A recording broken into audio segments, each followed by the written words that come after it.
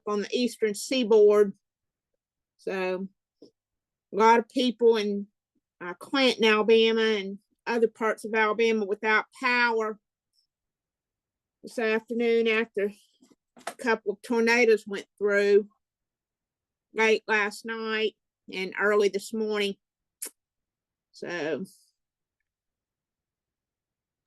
yeah, I did see a report on that, and I know I have a friend in West Virginia, and they've got lots of power outages there, and they're not even expected to be back on until maybe tonight. Yeah, the storms rolled through here Monday night. We're in day 2 of about 30 plus mile an hour winds sustained, which is, knocking everything over in its path. So we did not get any tornadoes that I'm aware of, but I did also see a report that just came out, I want to say by just the General Weather Service, which kind of broke the South down in percentage wise of the percentage of tornadic storms that happen during the overnight hours. And I was really surprised to see like Arkansas was almost top of the list, like 43% of our storms that produce tornadoes come during the night. So I'll try to find that article again because I thought it was really interesting. Which of course, just increases the danger, at night when everyone is sleeping. yeah, and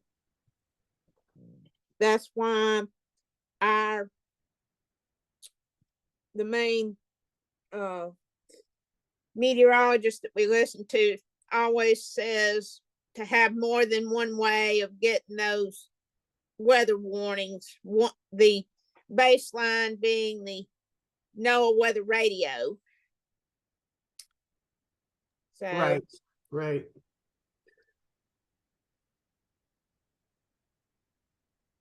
Which will wake you up. And my mom also has the couple of the local weather stations, couple of the local TV stations. She has their weather apps that also have the warning signals. So right, yeah, and they will wake you up. They are loud and obnoxious, which they're supposed to be. Yep. Hey, Katie, thanks for joining us. We're just kind of throwing some, current advocacy topics out there. We're a small group today. Do you anything happening in your neck of the woods? No, just the normal transportation and housing. Right? Yeah. Always top of the list, right? Oh yeah.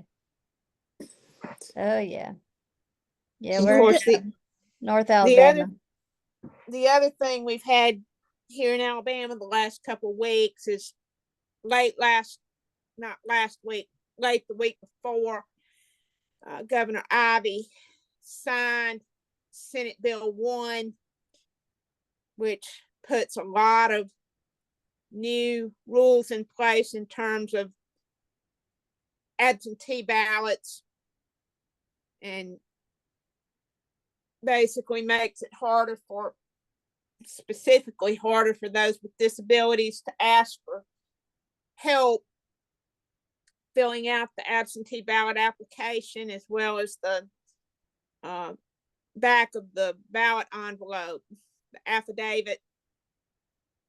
So that was one of the hardest bills to take, really, and we don't know, how that's going to end up. We don't know how that's going to end up doing for the disability folks across Alabama. So now that it's been signed, now that it's been enacted. So, Yeah, that's tricky. Never yeah. when you start restricting voting access. Well, and unfortunately, Alabama and a number of states across the South kind of have a bad history on that in terms of voting access. I know before we signed SB1 here, the state of Georgia had one of the most restrictive ballot access laws in the country. Folks there can't even ask for water now when they're standing in line. Right, Georgia as well. Yeah, it's outlawed. Yeah. That made no sense to me that they would outlaw people asking for water. Even just having it being distributed is no longer allowed. Yeah. Well, yeah. Brooke, you want to jump in? Oh, it was more of a question. So I think I missed last month, but I was here for like 4 months before that. And we had talked about, I think it was a month before last, that Kyle was going to be starting a advocacy committee specific to transportation. Is that a thing? I did hear that. I don't know that it has gone anywhere yet. But I did hear that we were hoping to get him, doing a subcommittee on transportation, because their center, SIL of Western Wisconsin, does, a lot in the transportation arena. So he is a good expert in that. So yeah, we'll follow up with him and see about getting that off the ground. All I had heard was that it was hopefully in the works.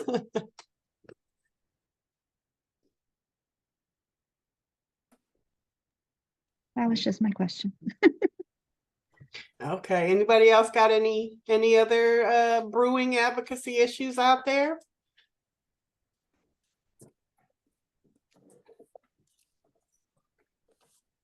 I just need to let my dog out really quickly, so I'll be back in 2 seconds. But yeah, if anybody has anything happening in their area advocacy wise, don't hesitate to speak up.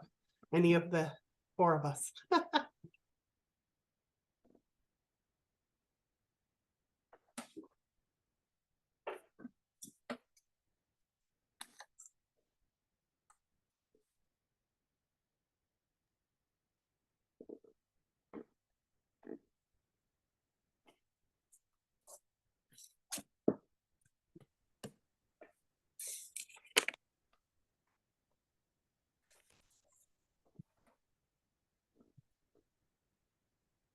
Since it is a small group, I figured out that Adelaide's from Alabama, but I don't know where Katie's from. I'm Brooke and I'm from Oregon. I'm Katie. I'm from a Disability Resource Network in North Alabama. Oh, We okay. You're cover both- all of Region 1. We cover 13 counties.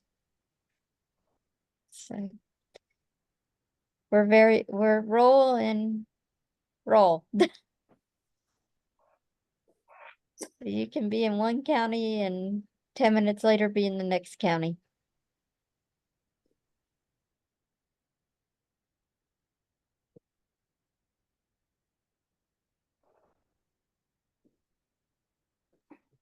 Well, and I'm Alyssa. I'm with the April office. We're in Arkansas. We'll try to fill some space here. Let me think. What else is going on advocacy wise? I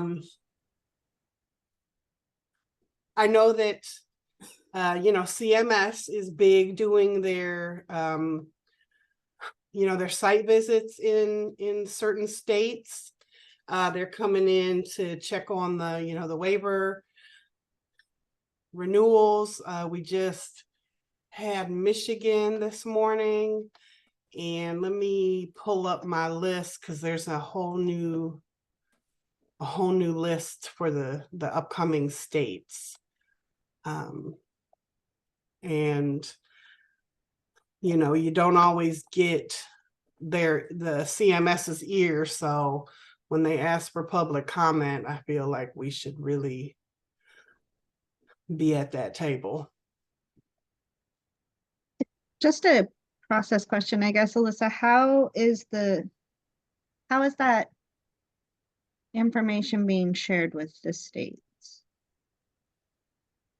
That's a good question. I know that April is pushing it out to the states. I think that it goes out to a wide variety of networks, probably to the Centers for Independent Living. They get the information, I hope. And then, places like April also push it out to the network. This is, the HSRI, HCBS group is kind of trying to coordinate it. And so we're contracting with them to set up stakeholder meetings and try to get folks in the states prepared for when the site visit happens. But it is kind of fast and furious and scattershot. So not every entity maybe is aware. I get the gist. It's maybe if there have been waiver issues, and that's where they're kind of targeting the site visits.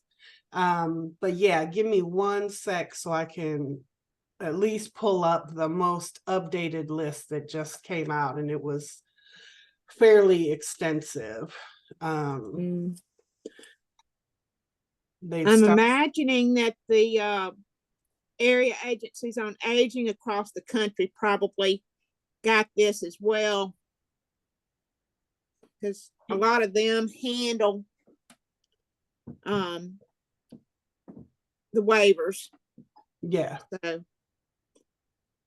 So Oregon had their high scrutiny, I'm doing air quotes, visit last year. I don't really remember, in the springtime. And I did get information ahead of time through various national organizations that I'm involved with. I actually don't remember. I went to the stakeholder meeting. There was, meetings with an S. I want to say there was at least 3 of them that I can recall. I don't remember seeing anyone from the AAAs actually there. And we got a couple centers to participate, but not all of our centers. So we only have 7. But I think part of that was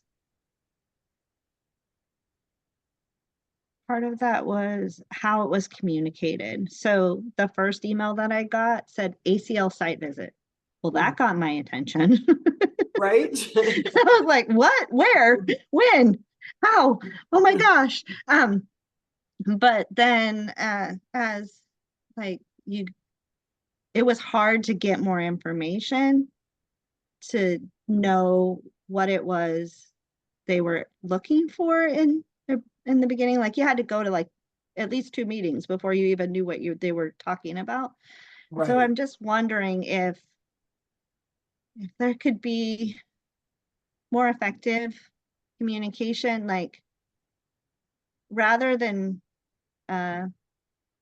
reacting, because that's what my initial response was a reaction to the subject of the email, ACL site visit. Oh my gosh.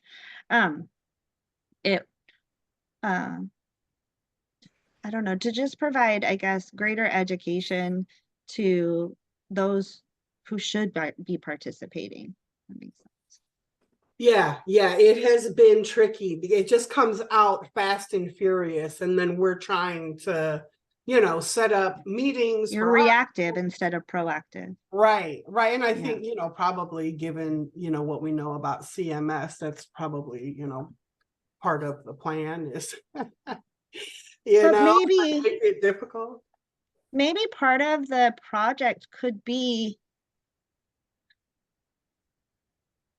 what does a high scrutiny visit mean? And it could just be a webinar, like, and so people could start getting some general knowledge so that they would have an idea, like, because I am under the understanding, and I could be totally wrong, I have no idea, like, we were done last year, so I don't think we're going to get done this year or next year again. And that's my opinion. And they were like phasing it, like, so that they could go everywhere or do all of the states. And so if there could be some type of webinar, like, what's a high scrutiny visit even mean? And who should participate in these stakeholder meetings? And you know, how do you participate? Like, do you get what I'm saying, Alyssa? I do, Okay. for sure. And of course, you know, this is really just getting off the ground as of January. So, you know, some of them had already happened. I know that the last thing right now, we've got Michigan and Iowa kind of up next. I think those are the two states that are in it right now.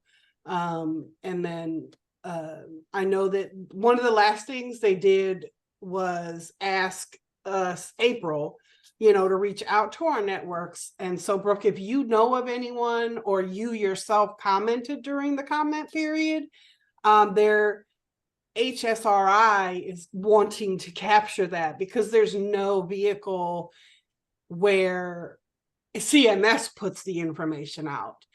So we have to kind of backtrack and hope that, you know, folks in our network did participate and did do public comment and then try to capture that information, because that's the only way we find out what was said.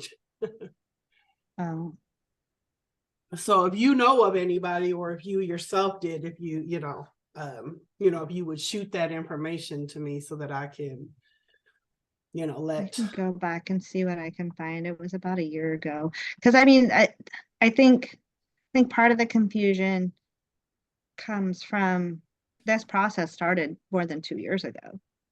And so like the high scrutiny visit started more than 2 years ago. Right. And so it's almost like we're kind of behind the ball, or behind, I don't know what we're behind, but we're kind of behind, I guess. And so I think that it's great. I just think some of us, including myself last year, needed a little bit more information before the email came. Right. And two, before I like to participate in things where I can be engaged, or where either I'm going to learn something or I'm going to share something. Like, I want it to have value. And so I think providing some kind of, even like HCPS basics. I mean, I'm thinking back to like last year's conference, and there was talk about it.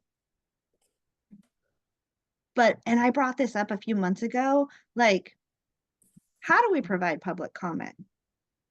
Because sometimes that's like daunting to think about.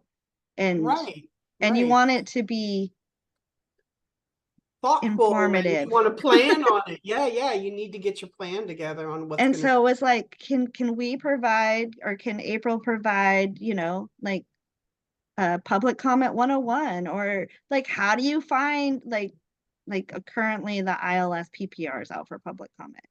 Okay, well, how do you find that? What does that mean? And you have 30 days, and how do you do that in a effective manner? So I actually brought that up back last fall, and was like, can we do some, because there was a lot of talk at the conference about providing comments on, oh, I don't remember what the two things were. One had to do with aging. I don't remember what the other one was. It was in a workshop that Nicole, April, and Nosilk did. And if that helps you figure out which one, what was provided in public comment on. And it's kind of like, okay, but I don't even know what all of those, I don't even know what all the acronyms you just said meant. And I don't know I'm not the best person to provide public comment on those things. I would like to provide public comment on the ILS PPR because I have to do that every year.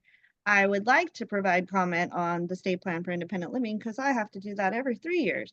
Like, so there are things, I think that we have to break it down into pieces Right. so that, And yeah, no, I totally get it. And I think that what you were saying about people not understanding, you know, that it was happening, when it was happening, what they were supposed how it to applied to do. them. How does this apply to Right. me? I think that is where this new project that April is involved in came from, is HSRI saying, yo, wait a minute, we, you know, we have to help people prepare for this so that, you know, the information gets to CMS. So, you know, part of what April is doing is trying to schedule these meetings with our state, you know, with our members in the states we know are in the comment period or will be coming up for the comment period, and just try to help you be ready and be more informed. It has been, you know, we're still learning as we go. The information is just coming out. So, and of course, it's not going to help you because Oregon has already happened. Right. But I think that also talking to the states that have already had it, so Oregon, for example, like, what did you learn in the process? What do you wish would have been done differently? Like, even just if we get down to the basics of the process, of the communications, like, you know, to prepare the other states that haven't had it yet. I mean, if they're only doing, I don't know, 6 or 8 states a year, maybe they're doing 10, that's still a 5-year process. And so it's like, well, what did we learn in the first 2 years of this process to make the last 2 years better? Those kinds of conversations. Yeah, right. Just here's what happened when I was on the in the comment period. Yeah, because I don't think you know, I don't think we know. The call that I was on this morning with Michigan folks, it was really interesting. You know, there was an attorney on there talking about, you know, several litigations that were happening with, you know, that had been filed against CMS in Michigan, just for, you know, various things, a retribution of someone who, you know, was applying for in-home supports, and, you know, just all the things, you know, all the worst things you could imagine that are, you know, happening. Or, you know, someone needs whatever, 34, I think they call them units, as opposed to hours of supports, and being It's even just learning the language, and the language isn't the exactly same. The language right. changes Yeah. from state to state, department to department, agency to agency, and Exactly. Yeah. Who's taking, yeah, who's the case manager? What is where's the information going? This person needs 34 units of service, and so they get 3 units approved. What are you supposed to do with that? and see, when You you say know? units, I think blood. Right. Just kind of bizarre language. Like, why are we talking in these terms? And I know the other thing that has come up is whatever they changed, or they're trying to change something with the medical code so that it can be more easily billable to health insurance. So there are all of these new things that are coming up that we're just trying to keep track of. So let me look and see if there's anything that I can put in the chat. You know, information that we're getting out to folks. Has Alabama had theirs? Do you either of you know? I don't.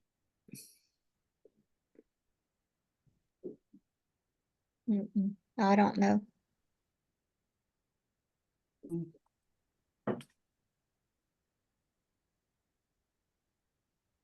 I know we've got like Wisconsin, Tennessee, Pennsylvania, Michigan, Kansas, Illinois, which are pending comment periods.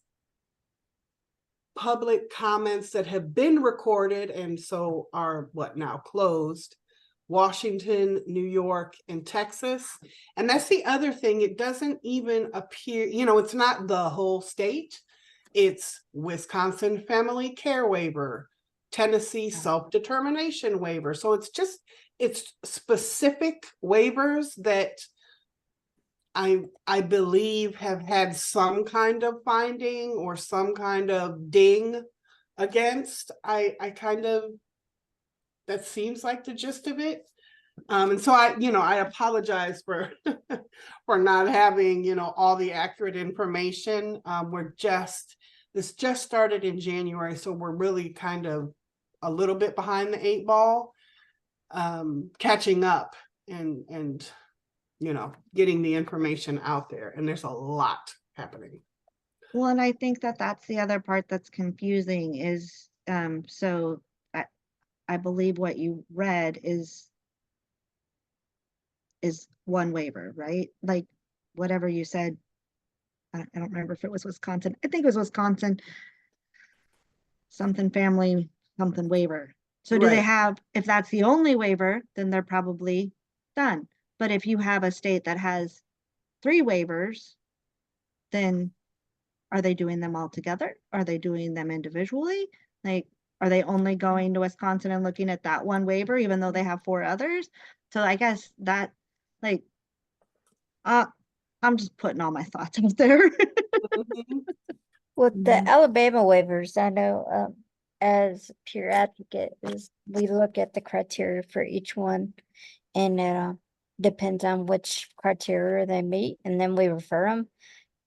But honestly, it's been a lot of hush and yeah. Yeah, I know too that state of Alabama last October, opened up a new community waiver. So they're just getting that one off the ground. And Department of Mental Health, they had a lot of stakeholder meetings on that. The People First, some of their chapters across the state of Alabama were helping with that. I know the Alabama chapter, which is down in Vestavia, had a lot to do with helping with some of those stakeholder meetings. So even though I'm not on a waiver at this point, I did attend and show some interest. So yeah, and I'm just trying to throw some things in the chat to capture them. I keep getting a message, it's too long, you're trying to do too much. yeah. Yeah. So just this is just in the chat because I want it to be there because I can send you guys the chat afterwards. Well, that'd be good. I was trying to figure out how to save the chat, which some Zooms let you, and obviously some Zooms don't, because it's yeah, that's not letting always me. real helpful. Like, why won't you let me copy? Yeah. Yeah. One of the few bills that's moving in Congress right now, and that's just through one subcommittee and committee, but the Charlotte Woodward Organ Transplant Disability Discrimination Prevention Act.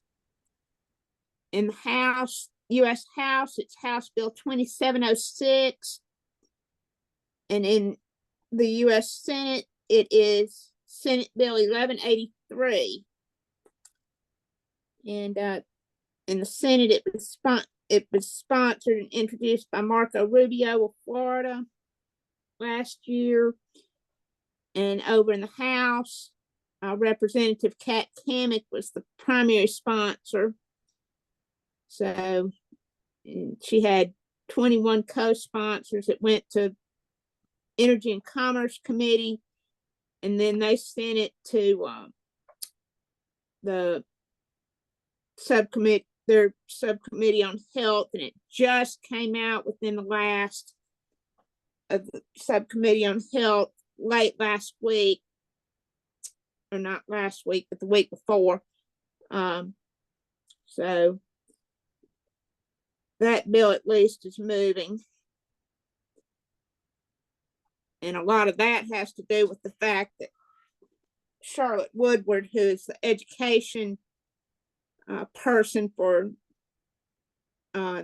National Down Syndrome Society, since this bill has her name on it, she's been doing a lot of advocacy. So Yeah. And I that's just, one of the few that's moving right now. So like I say, that's just through committee, and Congress has just gone back after the Easter break. So I know ACL just put a notice out, input needed on the future of federal elder justice efforts. They're doing a comment period. I just put the link in the chat. That would have also gone out to April, membership and so forth. yeah. So yeah, of course, really, I every night, or try to every night. I can't tonight because I've got something else going on, but I try to participate in the calls with the partnership for inclusive disaster strategies. Shaylin Sozales and Herman. So I try to participate in their nightly.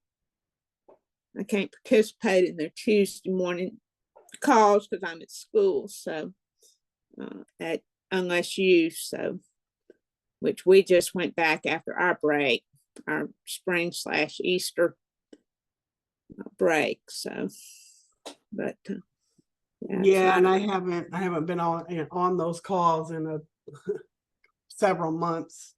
The evening calls, I just overloaded. I gotta give them credit because they started, didn't it start during COVID? Yeah. And they've continued, February like of they're 20. like 4 years going strong. Yeah. Yep. Yeah, they meet at 5 o'clock Alabama time, 6 o'clock Eastern time. So during the week and on the weekends. 7 days a week. They're going. So, oh, I know. That's amazing. I know. I was going to say, it amazes me that they can keep that up every day of the week. But I don't have stamina for that. Rick, I was just thinking the same thing. I was like, I don't have the stamina for that. And of course, the other thing that's been going on over the last couple of months, is that FEMA is in the process now of rolling out new rules on their on assistance after individual assistance after storms and whatnot, so that to make those rules more helpful to folks with disabilities. So they've been the Partnership for Inclusive Disaster Strategies and FEMA's Office of Disability have been kind of working on that. The ODIC over at FEMA. So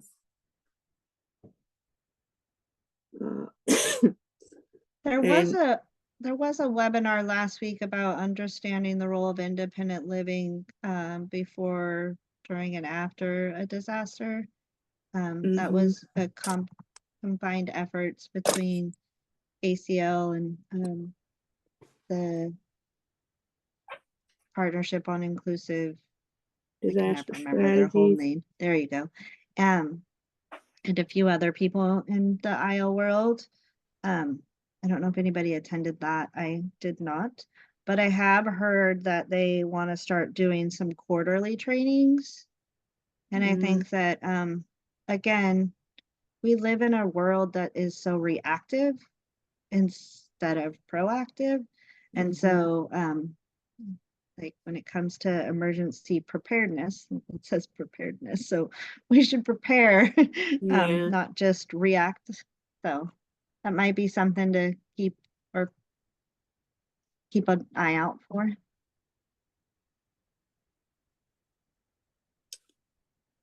Yeah, I'm right now participating in the state of Alabama in the partners in policy making through ACDD. So we're right in the middle of those classes, and tonight I'm looking forward to, we're going to hear from a couple of people that are involved in a group up in Wisconsin that has put together a greenhouse. I was able to watch that film, Hearts of Glass, and so we're going to hear from a couple of their folks tonight that work at that greenhouse up in Wisconsin. So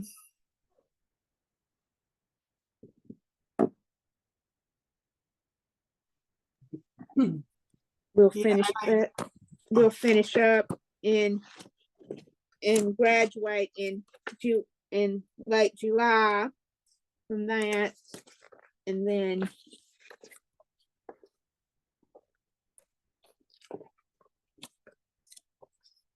later this month will be the end of the month, 26th and 27th. We'll have our next virtual to talk about assistive technology and inclusive education. So that's coming up for our partners and my partners in policy making group for 2024. And then next month, we're supposed to be back in person and talking about, well, I don't have that one written down, but yeah.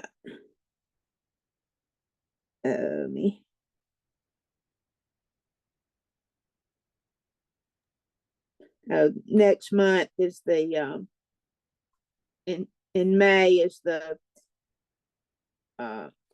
we've been asked to participate virtually or participate in person with the council meeting for the ACDD, our DD council. So they're going to hold their, I guess, their quarterly meeting up at UAB. Unfortunately, the first day of that meeting, I'm not going to be able to go to because I'll be in school. So You have a busy calendar. yeah, I attend a day program twice a week up in Vestavia called Unless You, and we're getting close to the end of our spring term now. We'll take the last week of May, first week of June off, and then we'll be back in class. And don't know what we've got lined up for the summer yet in terms of our classes and maybe some field trips. So don't know what while we're off, the teachers, the young lady that founded Unless You did it on behalf of her brother, who was born with Down syndrome. And when he aged out, they just, because of his Down syndrome and the things that go with it, all the co-occurring stuff, they didn't find much in the community that he could do. So she founded this to Unless You, to give him continuing education and help others with disabilities learn, young people that were aging out of the school system, to learn, do the continuing education, learn life skills, social skills, and now we're getting to learn vocational skills as well through our ice cream shop at Unless You Scoops. So that's been fun. I'll hope we get to start working at Scoops again here shortly. I'm not on the schedule this first couple weeks back. We took the whole month of February off because it was cold back then, and just nobody really cares for ice cream when it's cold outside. So we took February off and opened up the second week of March. So and everybody's just getting started again. So one of the things I'm excited about, and I'm hoping that can get started back up again here shortly. About 3 years ago, the area agency on aging that serves the 5-county area where I am here in Chilton County bought from the state a assisted living facility that had been shuttered, and because of a whole host of issues, and they are in the Middle Alabama Agency on Aging is still in the process of converting it and turning it into a elder justice training facility. So part of it will be education. They'll eventually, hopefully, open back up their adult daycare there on the campus at Elder Justice Center. They're having problems just like everybody else, though, hiring folks. So although the UAB School of Nursing was supposed to have been helping with that in terms of the adult daycare. So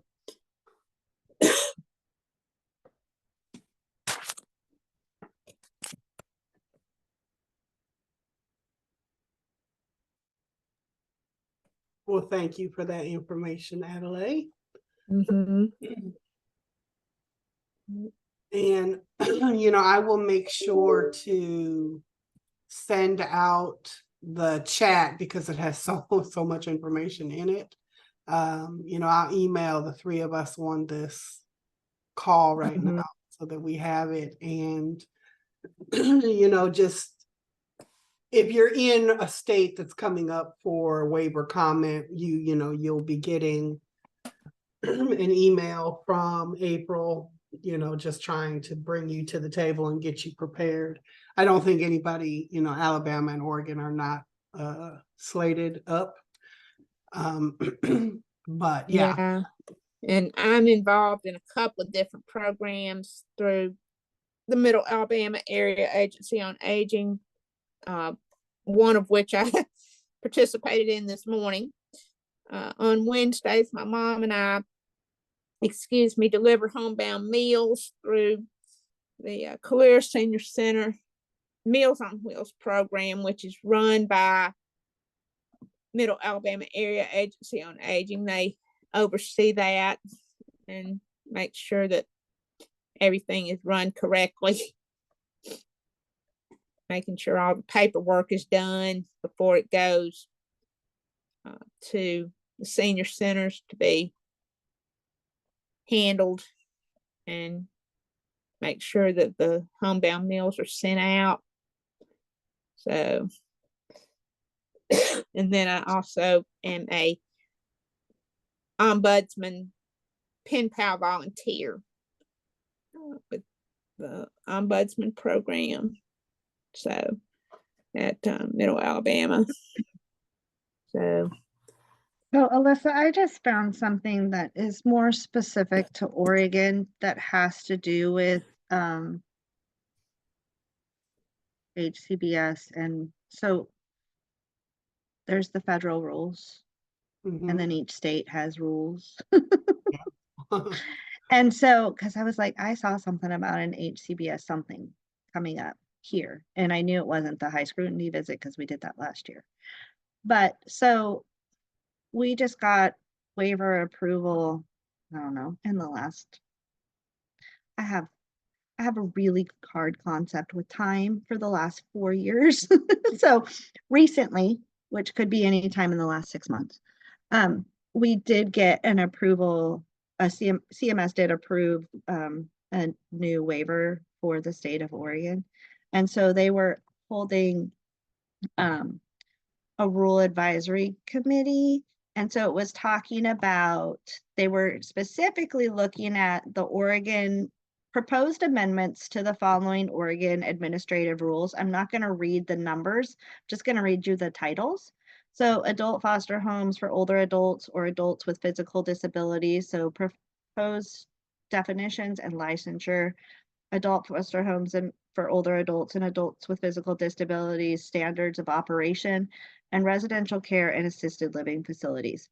So the point of me sharing that is, I think that these conversations are broader than just the CMS. They could be broader than just the CMS. What's the waiver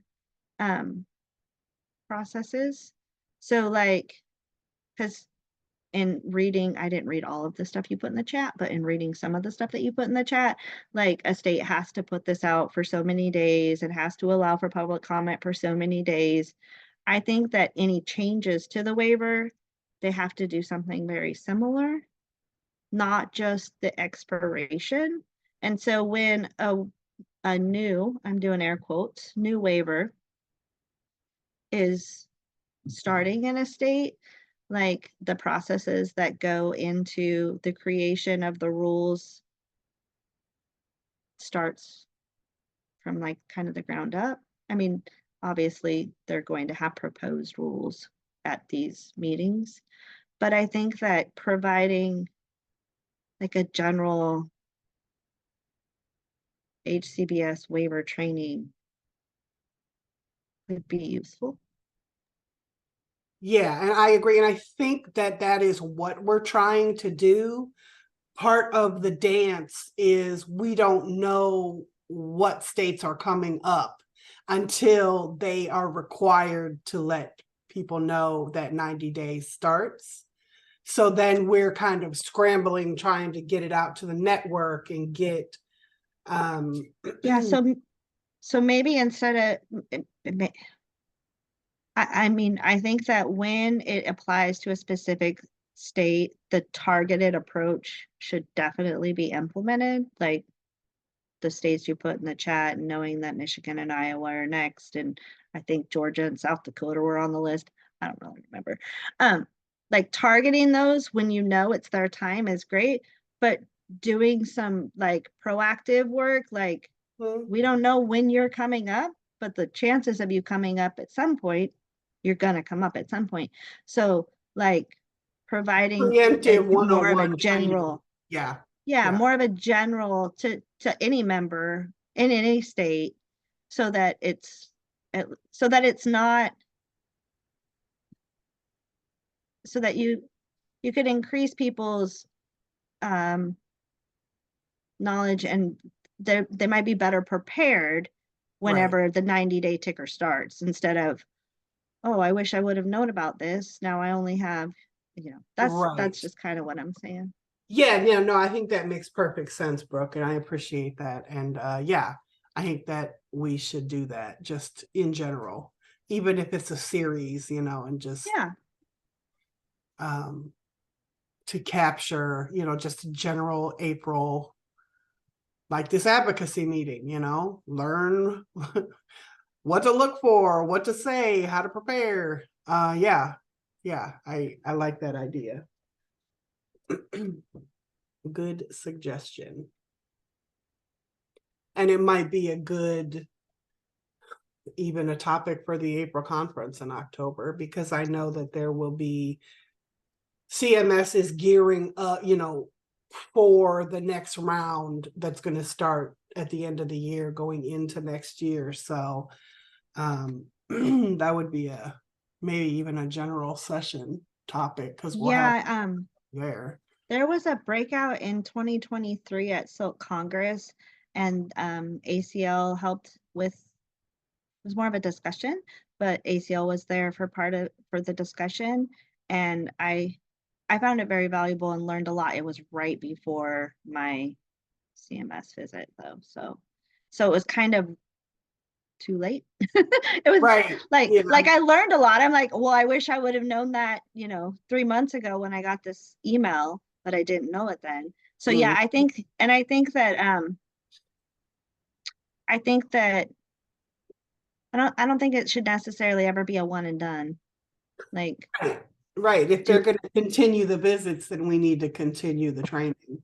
Yeah. In preparation for. Yeah. Do you remember who from ACL did it? Erica McFadden. Okay. Well, I would, hopefully she'll be at the April conference, and maybe we can get her to do that there as well. Yeah, that would be great. I appreciate you letting me know that.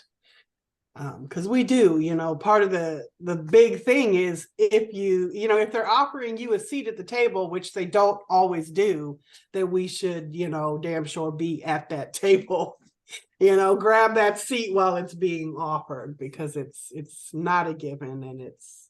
Well, and if we don't grab the seat when it's offered, why will they offer it next time? If they save us a seat and we never show up, they're going to stop saving our seats. Right.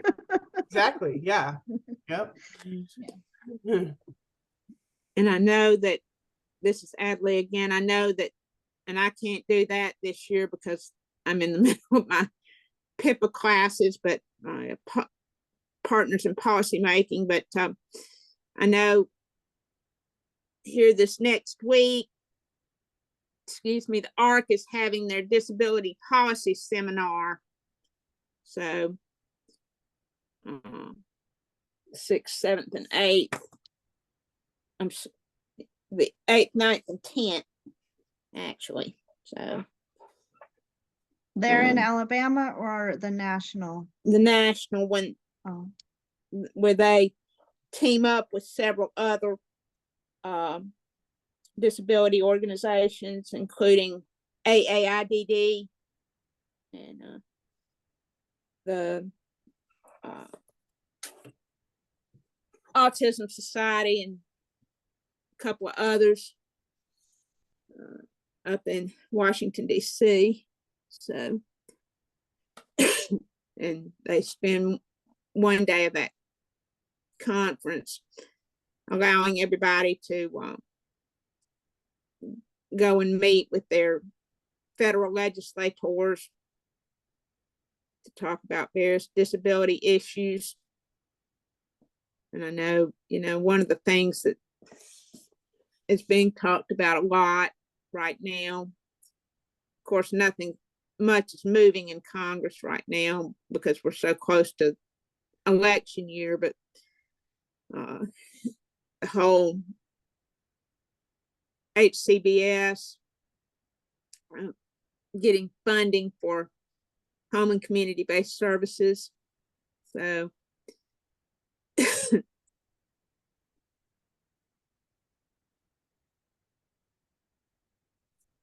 That's, and like I say, nothing's moving in Congress right now.